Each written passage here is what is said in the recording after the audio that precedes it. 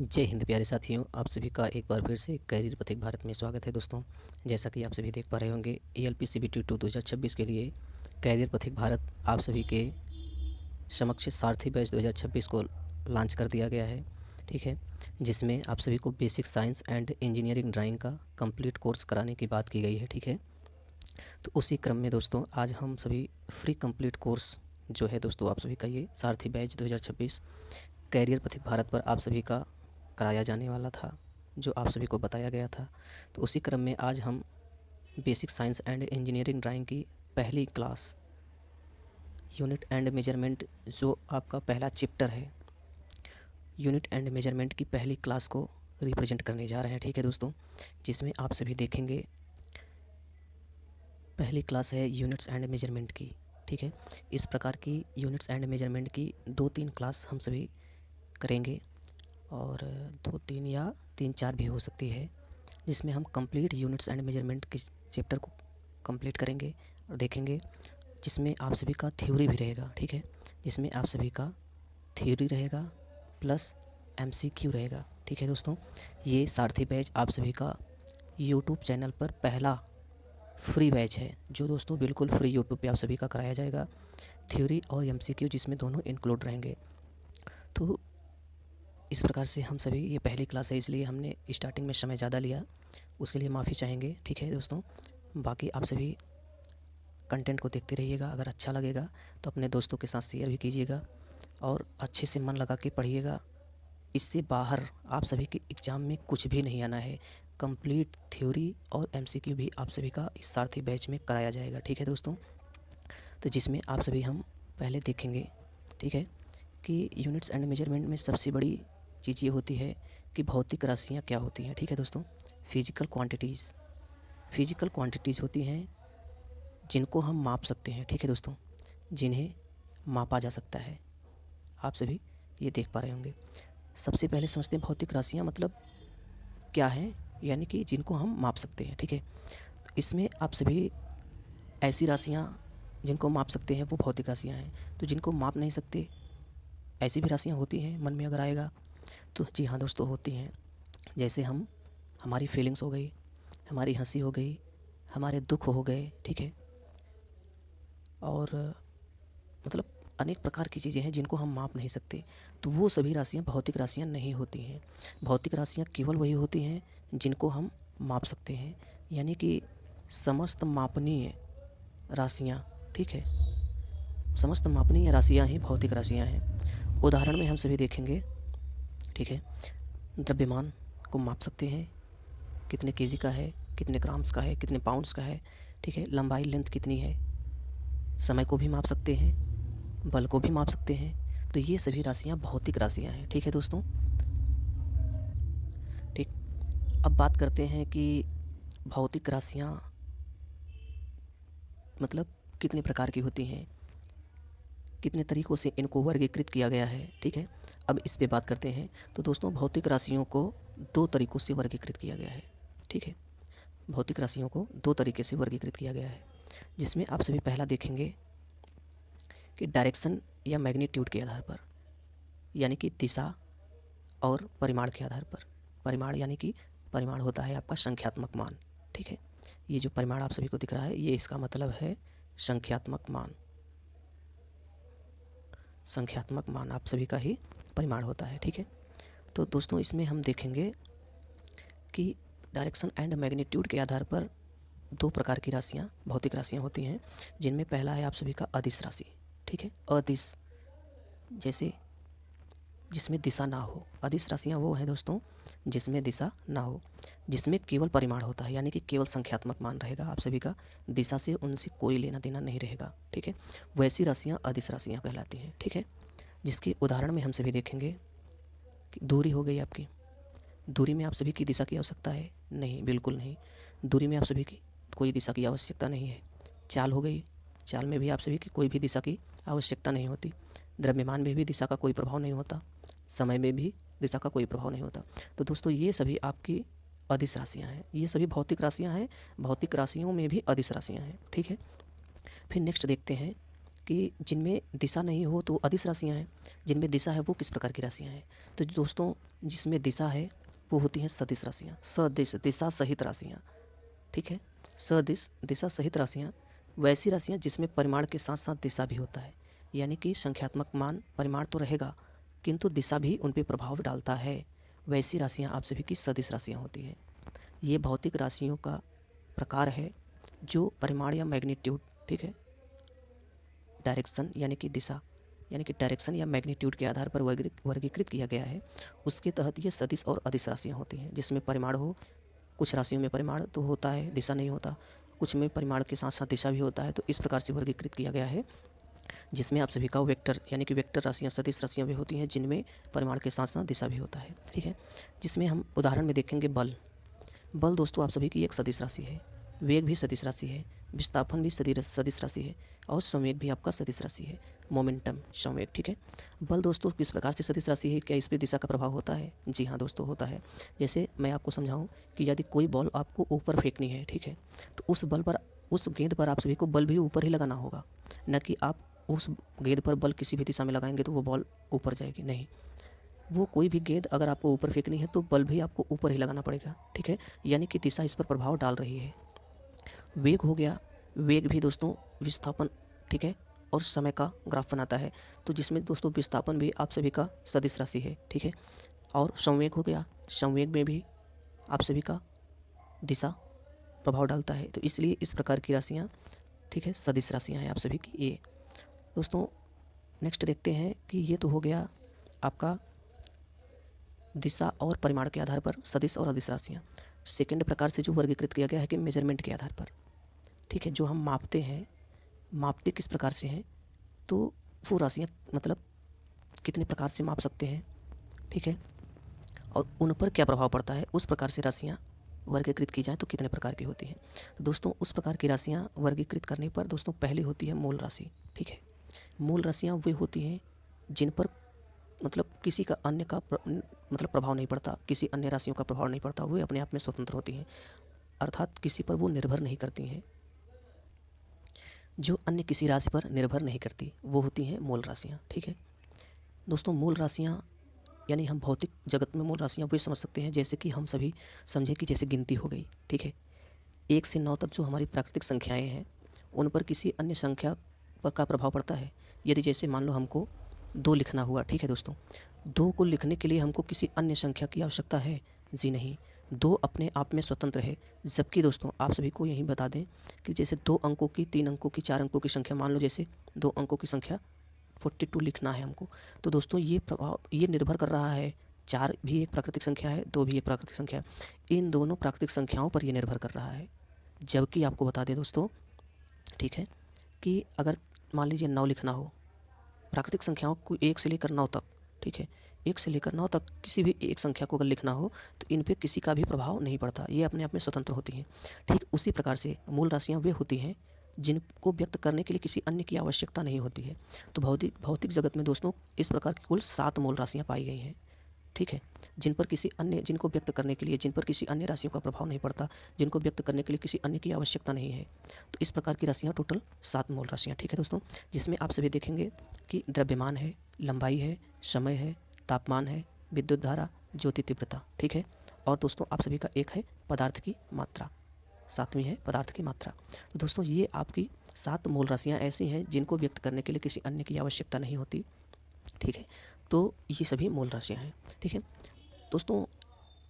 मापने के आधार पर कुछ राशियाँ तो ऐसी हो गई जो अन्य पर निर्भर नहीं करती, ठीक है, जो अन्य पर निर्भर करती हैं वो किस प्रकार की राशियाँ होती हैं। तो दोस्तों नेक्स्ट देखेंगे हम, ठीक है, कि उनको कहते हैं जो अन्य पर निर्भर करती हैं, यानी कि जो मूल राशियों के द्वारा बनाई जाती हैं। जैसे अभी हमने बात की है कि जो 2 है वो तो प्राकृतिक संख्या है और जो 22 है वो दो प्राकृतिक संख्याओं से मिलकर बना है। तो ये किस प्रकार की है, तो उसी प्रकार से दोस्तों भौतिक जगत में, ठीक है, भौतिक जगत में उनको व्युत्पन्न राशियाँ कहा गया है, जो मूल राशियों के सहयोग से बनती हैं, जिनको मूल राशियों पर जो निर्भर करती हैं, ठीक है, जो मूल राशियों पर निर्भर करती हैं वो होती हैं व्युत्पन्न राशियाँ, डिराइव्ड क्वांटिटीज़, ठीक है।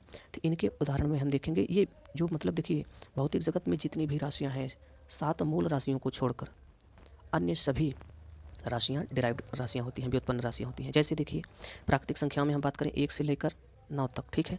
1 से लेकर 9 तक, और 0 भी होता है जिनको मतलब आउट ऑफ फैमिली माना जाता है, ठीक है दोस्तों।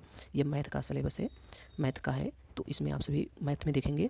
बाकी दोस्तों 1 से 9 तक जो संख्याएँ हैं, इनको छोड़कर बाकी 2 अंकों की, 3 अंकों की, मतलब अनंत तक संख्याएँ क्या होती हैं, इनके द्वारा बनाई गई होती हैं। तो इसी प्रकार से दोस्तों 7 मूल राशियों को छोड़ दिया जाए, ठीक है। 7 मूल राशियों को छोड़ दिया जाए, बाकी जितनी राशियाँ हैं वो आप सभी की डिराइव्ड क्वांटिटीज़ में आती हैं, ठीक है। डिराइव्ड क्वांटिटीज़ में आती हैं। तो इसमें आप सभी कुछ उदाहरण देखेंगे कि बल, वेग, त्वरण, ऊर्जा, घनत्व, ये सभी डिराइव्ड क्वांटिटीज़ हैं। जिसमें आप सभी देखेंगे बल, बल का फार्मूला हम देखेंगे कि बल बराबर होता है द्रव्यमान गुणते वेग, यानी कि द्रव्यमान भी एक मूल राशि है, और वेग, वेग होता है दोस्तों आप सभी का देखेंगे तो विस्थापन, डिस्प्लेसमेंट अपान टाइम होता है। तो डिस्प्लेसमेंट यानी कि एक प्रकार का लेंथ है, ये है दूरी ही है, ठीक है, और समय है, ठीक है, टाइम। तो ये दोनों मूल राशियाँ हैं। तो इन राशियों से, मूल राशियों से मिलकर बल बना है। तो इस प्रकार से ये एक डिराइव्ड क्वांटिटीज़ है, ठीक है दोस्तों। इसी प्रकार से अन्य सभी राशियाँ देखेंगे तो वो किसी न किसी प्रकार से डिराइव्ड हैं, ये आप सभी को आगे मिलेगा, ठीक है। अभी यहाँ पर हम इतना जानेंगे कि ये सभी राशियाँ मतलब डिराइव्ड राशियाँ हैं, व्युत्पन्न राशियाँ हैं, और मूल राशियों से ये सहयोग से बनी है, उन पर निर्भर करती है, ठीक है। फिर नेक्स्ट देखते हैं दोस्तों अब कि मात्रक। सभी राशियों में देखते होंगे दोस्तों कि मात्रक लगा रहता है, तो मात्रक के बारे में हम देखेंगे, ठीक है दोस्तों। ये आप सभी का बिल्कुल 0 टू हाई लेवल जाएगा दोस्तों क्लास, और आप सभी की ऐसी ही क्लास बिल्कुल कंप्लीट कोर्स कराया जाएगा, ठीक है। Basic science and engineering drawing की BSED का कंप्लीट कोर्स आप सभी का इस प्लेलिस्ट में सारथी बैच के द्वारा आप सभी को दिया जाएगा, ठीक है दोस्तों। जिसमें हम देखेंगे कि मात्रक क्या है। मात्रक दोस्तों हर मापी गई राशि में होता है। जितनी भी राशियाँ हम मापते हैं, जैसे हमने कोई अनाज माप लिया, गेहूँ, चावल, तो उसको बोलेंगे, जैसे कुछ भी हो, कोई भी मात्रा हो, तो मान ले बोलेंगे कि ये 100 ग्राम है, ये 200 ग्राम है, ये 2 किलो है, 200 किलो है, 400 किलो है, मतलब कुछ न कुछ मात्रक उसमें लगा रहता है। जितनी भी राशियाँ मापी जा सकती हैं, उन सभी में मात्रक आप सभी को देखने को मिल जाएगा। यानी कि दोस्तों मात्रक किन में लगता है? केवल भौतिक राशियों में लगता है। भौतिक राशियों में ही केवल मात्रक लगता है, क्योंकि माप हम केवल भौतिक राशियों को सकते हैं, ठीक है। तो इसमें हम देखेंगे कि जो कोई भी राशि जो मापी जाती है उसमें एक नंबर होता है, संख्या होती है, एक मात्रक होता है, ठीक है। तो संख्या क्या होती है? उसकी मात्रा। जैसे उदाहरण के लिए हम देखेंगे, ठीक है, उदाहरण के लिए हम देखेंगे कि उदाहरण में जैसे मान लीजिए हमने समय को मापा 3600 सेकंड, ठीक है। तो जिसमें आप सभी ये देखेंगे 3600 एक संख्या है और सेकंड एक मात्रक है, ठीक है। तो इस प्रकार से आप सभी को समझ में आएगा कि मात्रक होता क्या है, ठीक है। तो मात्रक में देखेंगे फिर कि मात्रक की प्रणालियाँ भी होंगी। जैसे भौतिक राशियों की भी प्रणालियाँ थी, उनको वर्गीकृत किया गया था किस प्रकार से, तो उसी प्रकार से मात्रक की भी प्रणालियाँ होती हैं। मात्रक की प्रणालियों में अब हम बात करते हैं कि अलग अलग प्रकार की इसकी प्रणालियाँ होंगी, ठीक है। मात्रक जैसे ग्राम भी हो गया, द्रव्यमान का मात्रक ग्राम भी होता है, किलोग्राम भी होता है, पाउंड भी होता है, ठीक है। मतलब अनेक प्रकार का टन भी होता है, क्विंटल भी होता है। तो ये कोई प्रणाली में के तहत बनाया गया होगा। तो इसमें हम देखेंगे कि मात्रक की कितनी प्रणालियाँ हैं, मात्रक कितनी प्रणालियों से बनाया जाता है, ठीक है। जिसमें हम देखेंगे पहला पहला देखेंगे दोस्तों कि FPS प्रणाली, ये आपका फर्स्ट नंबर है। फर्स्ट नंबर में देखेंगे कि ये FPS प्रणाली यानी कि foot pound second, foot pound second, जिसमें आप सभी देखेंगे लंबाई का, इसमें FPS प्रणाली में लंबाई का मात्रक फुट होता है, ठीक है। द्रव्यमान का पाउंड होता है, समय का सेकंड होता है, ठीक।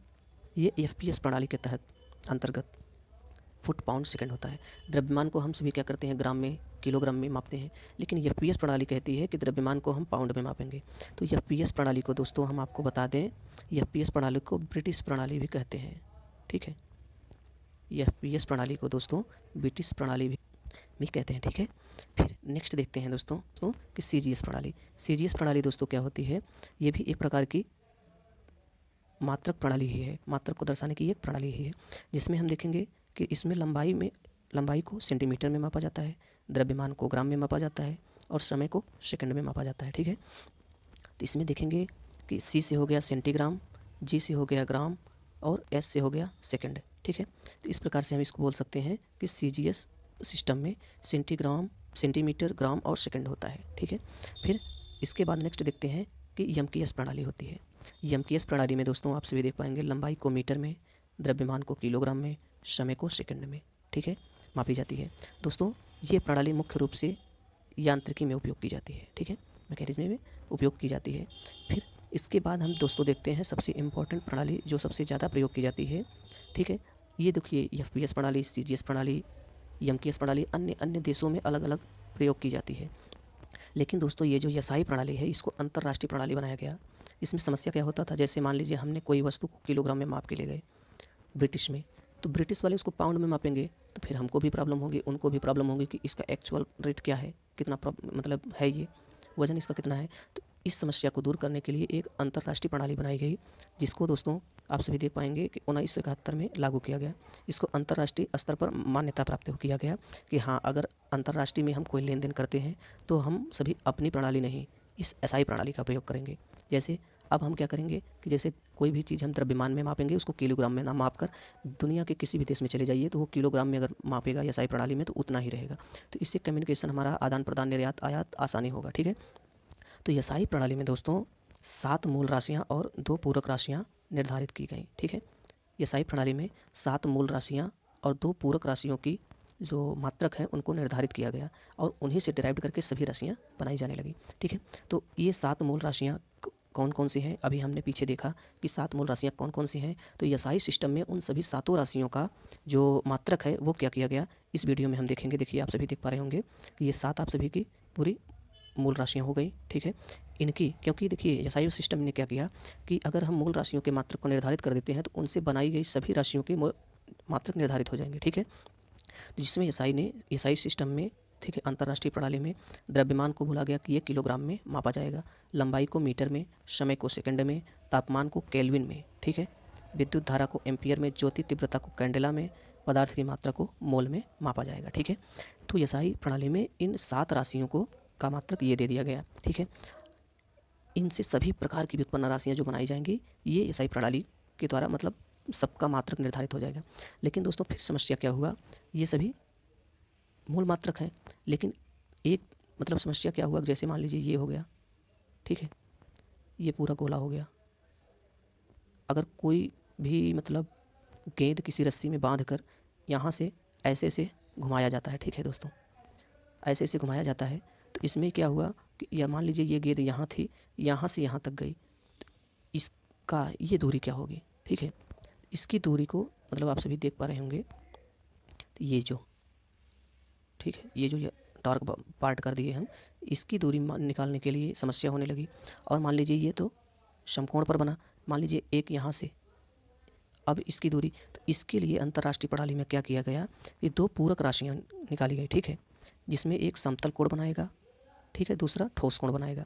तो समतल कोण का जो मात्रक एसआई ने निर्धारित किया वो रेडियन किया और ठोस कोण को स्टेरेडियन किया।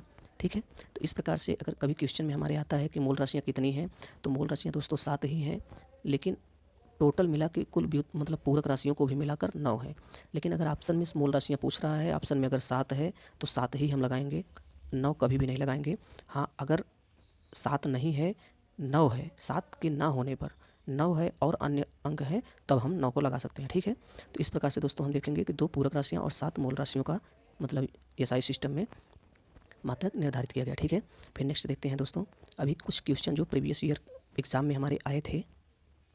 ठीक है, तो ये अगर हम प्रीवियस ईयर क्वेश्चन से देखेंगे तो एक क्वेश्चन आया था कि निम्नलिखित में से कौन सा मूल मात्रक नहीं है। यूनिट्स एंड मेजरमेंट से दोस्तों जो क्वेश्चन बनते हैं वो बहुत ही प्यारे प्यारे बनते हैं। ठीक है, तो प्रीवियस ईयर क्वेश्चन मतलब एग्जाम में जो क्वेश्चन आया था तो बोला था कि निम्नलिखित में से कौन सा मूल मात्रक नहीं है, तो जिसमें ऑप्शन आप सभी का दिया था रेडियन, एम्पियर, कैंडेला और मोल। तो दोस्तों पीछे अभी हमने देखा कि जो ये एम्पियर है ये भी विद्युत धारा का मात्रक है, कैंडेला है ज्योति तीव्रता का, मोल है पदार्थ की मात्रा का। और दोस्तों ये तीनों आप सभी देखेंगे तो ये मूल राशियों के मूल मात्रक हैं, तो मूल राशियों के मात्रक हैं तो मूल मात्रक हैं। लेकिन दोस्तों रेडियन जो है वो पूरक राशि के मात्रक है। तो दोस्तों इस प्रकार से आप सभी का उत्तर हो जाएगा, ठीक है, कि रेडियन एक पूरक मात्रक है, इसलिए आप सभी का आंसर हो जाएगा रेडियन की मूल मात्रक नहीं है। ठीक है, नेक्स्ट क्वेश्चन एक और देखते हैं। ठीक है, निम्नलिखित में से कौन सा व्युत्पन्न मात्रक नहीं है, यानी कि व्युत्पन्न मात्रक नहीं है, यानी अगर व्युत्पन्न मात्रक नहीं है तो वो कहीं ना कहीं मूल मात्रक होगा। ठीक है, व्युत्पन्न मात्रक नहीं है तो मूल मात्रक होगा। फिर इसमें देखते हैं, मोल है, रेडियन है, ल्यूमेन है, वोल्ट है। तो आप सभी को पता होगा मोल ये पदार्थ की मात्रा यानी कि मूल राशि का मात्रक है, पदार्थ की मात्रा का, तो ये एक मूल मात्रक है। ठीक है, तो आप सभी का राइट आंसर हो जाएगा मोल। ठीक है, फिर नेक्स्ट क्वेश्चन देखते हैं दोस्तों कि निम्नलिखित में से कौन सा मूल मात्रक है। मूल मात्रक है, तो मूल मात्रक है तो दोस्तों ये जो 7 राशियाँ आपको बताया गया है ये दोस्तों बेहद ही इंपॉर्टेंट है यूनिट्स एंड मेजरमेंट के चैप्टर के लिए। कोई भी क्वेश्चन अगर उठाएगा कहीं ना कहीं इससे जुड़ा ही रहेगा, ठीक है। तो देखेंगे दोस्तों कि कौन सा मूल मात्रक है। आप सभी देखेंगे कैंडला, रेडियन, ओम, हर्ट्ज। तो आप सभी देखेंगे दोस्तों ज्योति तीव्रता का मात्रक अभी हमने देखा था कैंडला था, तो ये अगर मूल राशि का मात्रक है तो ये एक मूल मात्रक है। आप सभी का राइट आंसर हो जाएगा कैंडला, ठीक है। फिर नेक्स्ट देखते हैं दोस्तों कि निम्नलिखित में से किसकी एसआई मात्रक नहीं होती, ठीक है। किसकी एसआई मात्रक नहीं होती, ठीक। तो दोस्तों आप इसमें देखेंगे आवृत्ति, विद्युत धारा, ज्योति तीव्रता, पदार्थ की मात्रा।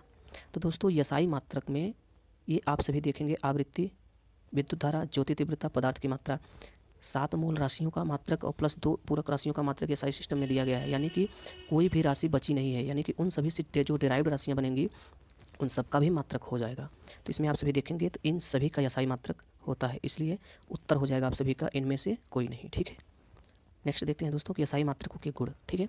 ये कुछ क्वेश्चन थे जो प्रीवियस ईयर में आए थे, तो ऐसे ही हम थ्योरी के साथ साथ क्वेश्चन को भी डिस्कस करते चलेंगे, ठीक है दोस्तों। सभी क्लासेज में आप सभी की इसी प्रकार से शानदार क्लासेस रहेंगी, ठीक है। फिर बात करते हैं, देखिए एसआई मात्रकों के गुण यानी एसआई मात्रकों में क्या विशेषता है, ठीक है।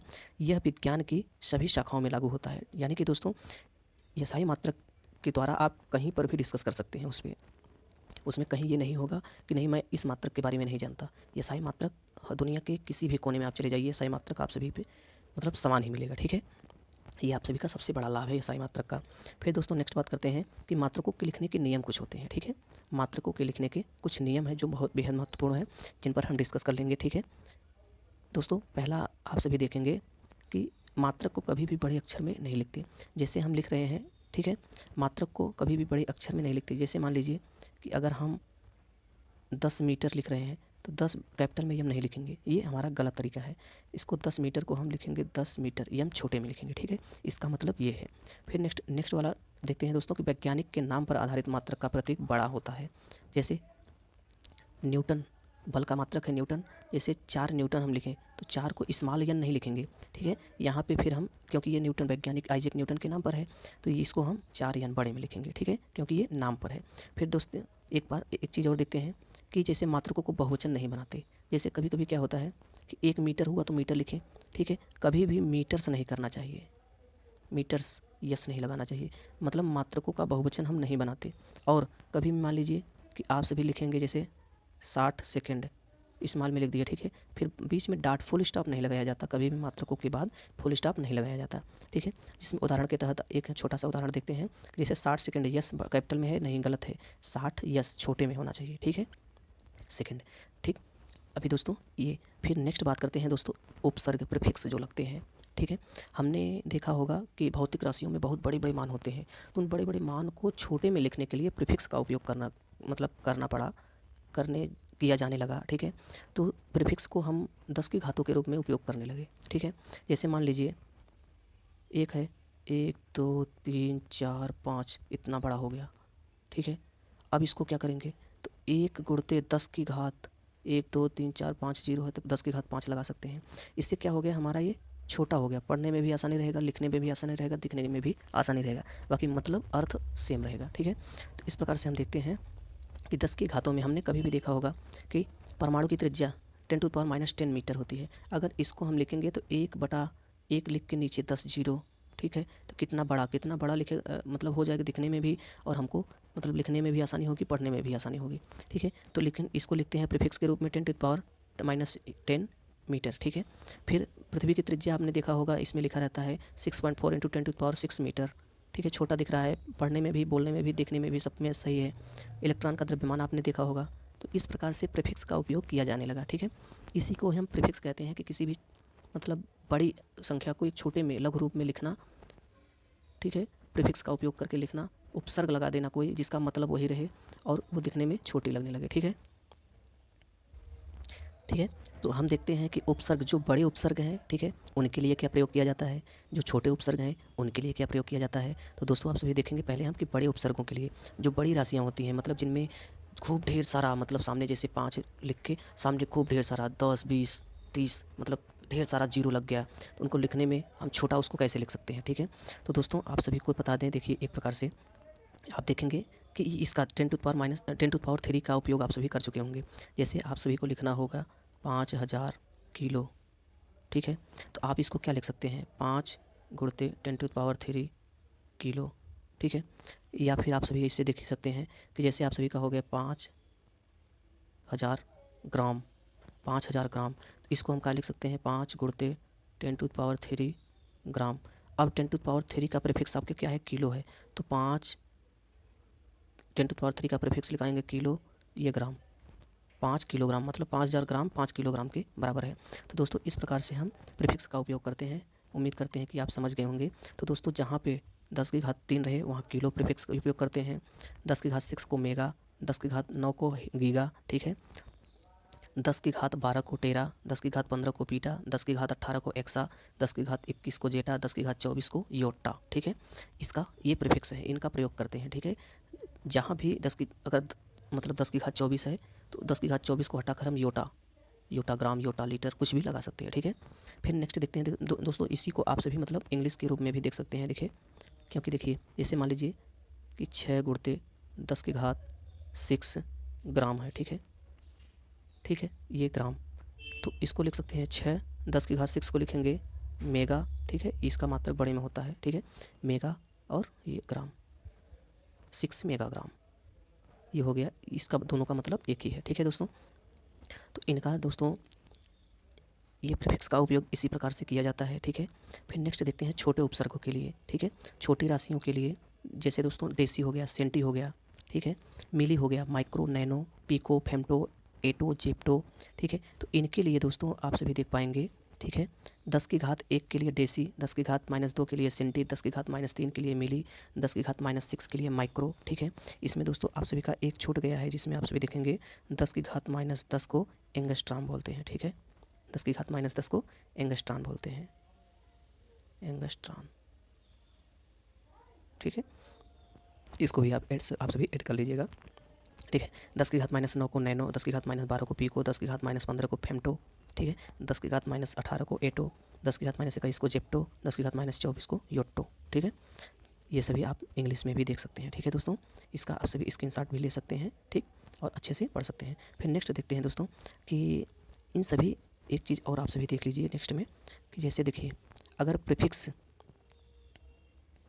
प्रीफिक्स हटाना हो, ठीक है, तो कोई भी जैसे सेंटी प्रीफिक्स अगर हटाना हो तो उसके मान से गुणा, देखिए अगर हटाना हो तो क्या करते हैं, गुणा करते हैं, ठीक है। अगर प्रीफिक्स लगाना हो तो उसमें भाग करते हैं, ठीक है। ये दोस्तों बहुत ही इंपॉर्टेंट है, आप सभी को आगे चल के जब क्वेश्चन कराया जाएगा तो उसमें आप सभी को देखने मिलेगा। अगर हम प्रीफिक्स को हटाएंगे तो उसमें उसके मान से गुणा कर देंगे, अगर प्रीफिक्स लगाएंगे तो उसमें उसके मान से भाग दे देंगे, ठीक है दोस्तों। तो बहुत ही लंबी क्लास हो चुकी है दोस्तों। बाकी दोस्तों आज के कंक्लूजन में हमने जो भी सीखा दोस्तों, आप सभी देख पा रहे होंगे कि फिजिकल क्वांटिटीज़ देखा, ठीक है, और स्केलर एंड वेक्टर क्वांटिटीज़ देखा, fundamental and derived quantities, unit और उसके सिस्टम्स को देखा, प्रीफिक्स को देखा, ठीक है। तो दोस्तों बाकी अगर आप सभी को वीडियो पसंद आया हो तो वीडियो को लाइक कीजिएगा, शेयर कीजिएगा और चैनल कैरियर पथिक भारत को सब्सक्राइब कर लीजिएगा दोस्तों, ठीक है। तो इस प्रकार की जो ये क्लास आप सभी की शानदार तरीके से कराई गई, इसी प्रकार से आपकी complete basic science and engineering drawing की क्लास इस सारथी बैच में जो फ्री ऑफ कॉस्ट है आप सभी का दोस्तों यूट्यूब पर पूरा कराया जाएगा। और दोस्तों ये कैरियर पथिक भारत चैनल पहला चैनल है जो थ्योरी के साथ साथ, ठीक है दोस्तों, ठीक है, थ्योरी के साथ साथ दोस्तों थ्योरी प्लस एमसीक्यू दोनों फ्री ऑफ कास्ट दे रहा है, ठीक है दोस्तों। तो इसको दोस्तों ज़्यादा से ज़्यादा शेयर कीजिएगा और आप सभी अच्छे से मन लगा के पढ़िएगा, इससे बाहर कहीं भी एक भी क्वेश्चन नहीं जाएगा। और दोस्तों सबसे बड़ी बात कि ये जीरो टू हाई लेवल तक आप सभी की ये इसमें क्लास कराई जाएगी, जिसमें आप सभी देखेंगे कंप्लीट कोर्स आप सभी का बहुत ही अच्छे तरीके से जल्द ही समाप्त कर दिया जाएगा। बाकी दोस्तों जितना कंटेंट आप सभी को 1.5 घंटे 2 घंटे में मतलब मिलता है अन्य जगहों पर, उतना कंटेंट आप सभी को हम कम से कम समय में यानी कि 30 मिनट 35 मिनट में देने की कोशिश करेंगे दोस्तों, जिससे आप सभी का समय भी बचे और कम समय में ज़्यादा कंटेंट आप सभी के पास तक पहुंच सके, ठीक है दोस्तों। तो दोस्तों आप सभी सपोर्ट कीजिएगा अपने परिवार कैरियर पथिक भारत को, ठीक है। सारथी बैच के अंतर आप सभी देखेंगे 2026 के लिए जो कैरियर पथिक भारत आप सभी के समक्ष लेके आया है, जिसमें basic science and engineering drawing की कंप्लीट क्लासेस आप सभी को मिलेंगे। और दोस्तों हम वादा करते हैं कि आपके फुल में से फुल मार्क्स ज़रूर आएंगे अगर दोस्तों आपने कंप्लीट क्लासेस कर ली इसमें, ठीक है। मिलते हैं दोस्तों सारथी बैच के नेक्स्ट क्लास जो यूनिट एंड मेजरमेंट की सेकंड क्लास होगी। ठीक है दोस्तों, तब तक के लिए आप सभी एक बार इसको रिवाइज़ भी कर लीजिएगा, क्योंकि बहुत ही मतलब कम समय में ज़्यादा कंटेंट आप सभी को दिए हैं। कोई भी बीच में कोई बकवास नहीं किया गया है, ठीक है।